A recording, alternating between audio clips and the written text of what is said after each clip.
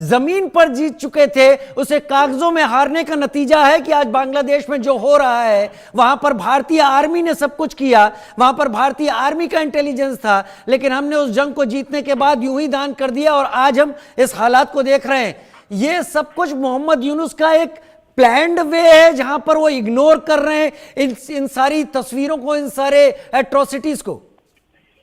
राजीव, जय हिंद। देखिए, मैं आपको एक बात बताऊं कि ये सेंटेंस मैं आपके चैनल पे पहले भी बता चुका हूं कि बांग्लादेश के अंदर Pakistan army surrendered to Indian army on 16 December 1971 in Dhaka and India surrendered to Pakistan on 2 July 1972 in Shimla. वो सरेंडर जो अभी उनके कुछ नेता बोल रहे हैं, सरेंडर का मतलब वो होता है।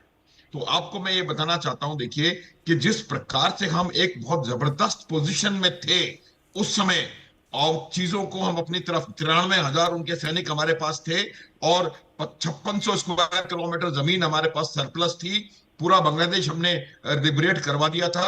उसके बावजूद हमने कुछ भी, किसी भी प्रॉब्लम का कोई भी सोल्यूशन नहीं ढूंढा, पहली बात।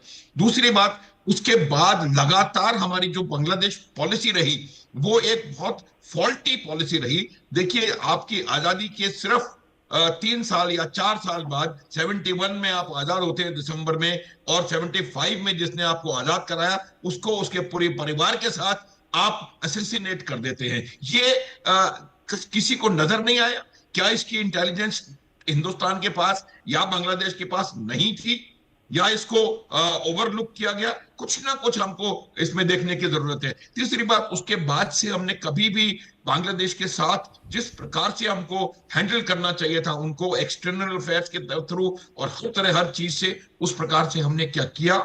कैसे उस देश को जिसको कि आपने बनाया वो 4 साल के अंदर आपका दुश्मन हो गया? इसकी वजह हमें अपने आप में देखनी होगी राजीव।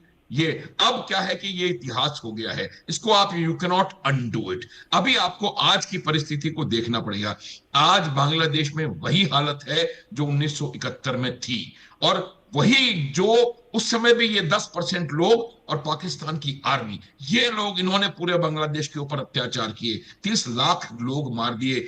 एकेडमिक पेपर्स में से whatever they have to, Google god में से whatever he has to, लेकिन 30 लाख से ज्यादा लोग मारे गए, 10 लाख से ज्यादा लेडीज के साथ बदतमीजी हुई है। तो ये मेरा मानना है कि वो जब वो वही 10% जमात के लोग, वही 10% अल्ट्रा जो है वो यहां पर ये तमाम कार्रवाई कर रहे हैं। अनफॉर्चुनेटली जो उनका मेन एडवाइजर है यूनुस साहब, पीस के नोबेल प्राइज विनर हैं, तो वो किस प्रकार की पीस को वहां पर लाने का प्रयास कर रहे हैं राजीव, ये हमें और आपको साफ नजर आ रहा है।